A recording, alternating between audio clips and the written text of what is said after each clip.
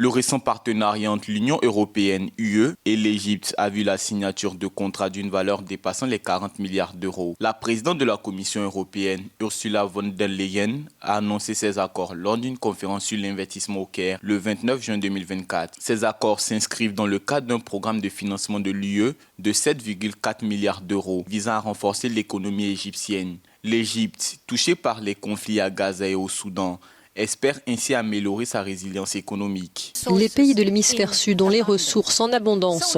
Faisons équipe. C'est pourquoi l'Union européenne signe de nouveaux partenariats pour l'hydrogène avec l'Égypte, la Namibie et le Kazakhstan. C'est pourquoi nous aidons des partenaires tels que le Vietnam et l'Afrique du Sud à décarboner leur économie. Environ 50% des contrats signés concernent le secteur de l'énergie, selon Dit Joule, directeur général du département de l'énergie de la Commission européenne. Les entreprises européennes investissent également dans des domaines tels que la gestion de l'eau, la construction, les produits chimiques, le transport maritime et l'aviation. Des investissements qui visent à diversifier l'économie égyptienne et à réduire sa dépendance aux subventions publiques, notamment en encourageant le secteur privé.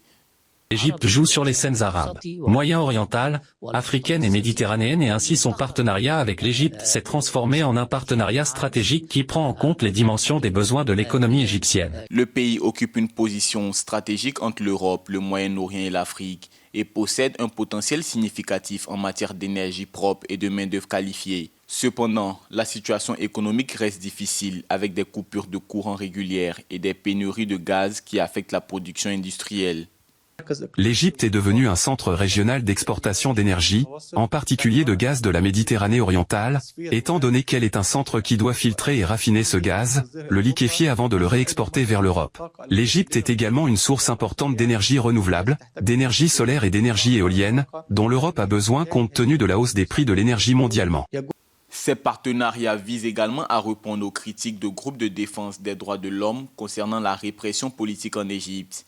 Les autorités égyptiennes, confrontées à des pressions extérieures et à une population croissante de 106 millions d'habitants, cherchent à stabiliser l'économie et à attirer davantage d'investissements étrangers. La visite d'Ursula von der Leyen au Caire est aussi une opportunité pour elle de renforcer son soutien en vue d'un second mandat à la présidence de la Commission européenne.